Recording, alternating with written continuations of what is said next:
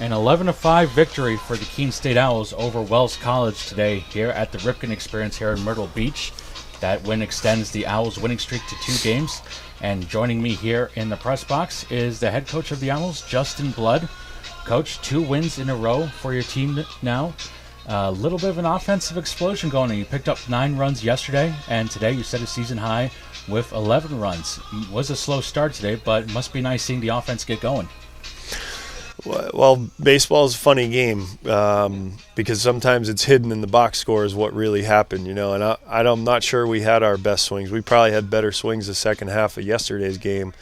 Today we faced a different type of arm, one we hadn't seen so far this year, soft toss and lefty, and it took us a while to get on time and get in rhythm. And even when we did get some knocks, I wouldn't say that we barreled as many balls as we did yesterday. So they gave us a few things, walked a couple guys, started some innings, and we got a couple of big hits when we needed them. But I still think we have more selfish swings right now than committed to a good solid approach swing. So yeah, we scored 11 runs, but I think it's not quite what it seems in some ways. But we'll certainly it's good to take advantage of what people give you and to come away with a win. But offensively, we still, I think, are capable of much more.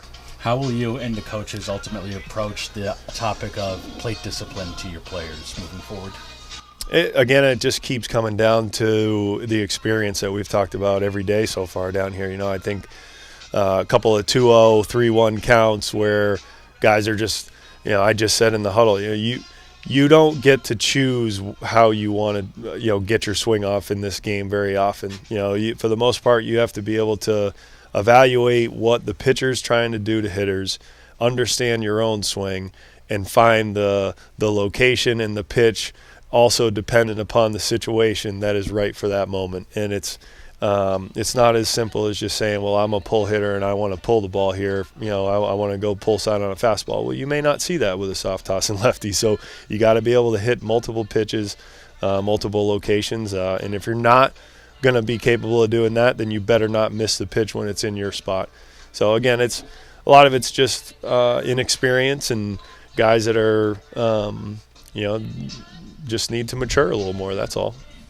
Moving to the pitching slide, I know you had brought up that you were pretty much looking forward to Joe Schlehuber's first start today. Obviously did not go as long as you would have hoped. He only lasted 1 out before getting pulled out.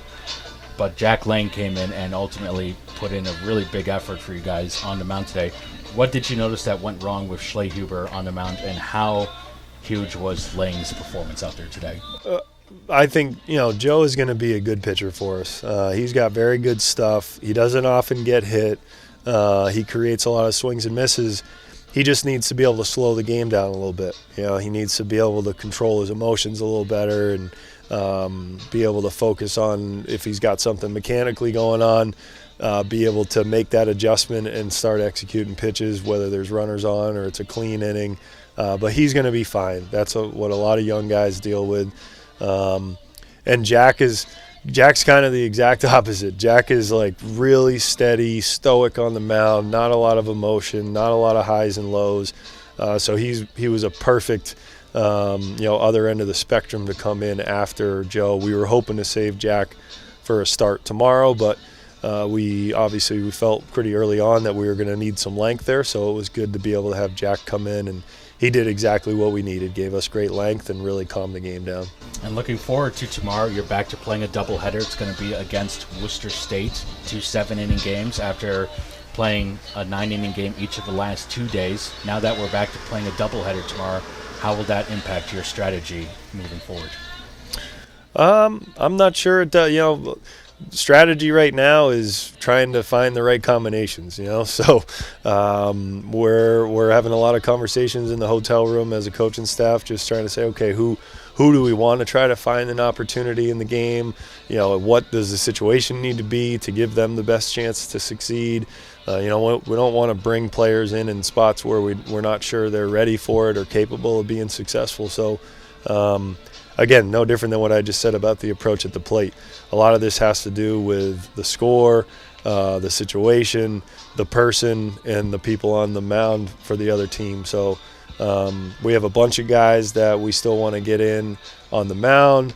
We have some guys that we want to get more opportunities at the plate. So hopefully we can play well. And usually when you play well, you give yourself a chance to get guys into some other situations and get them more opportunities. But we got Jake Yakum, lefty, freshman lefty, will start the first game.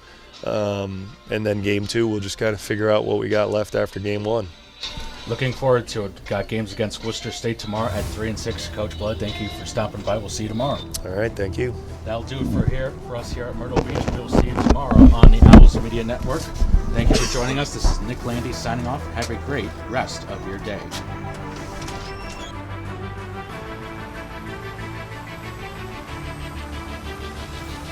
You have been watching a Keene State Athletics broadcast on the Owls Media Network. Please tune in to our next broadcast, and thank you for watching.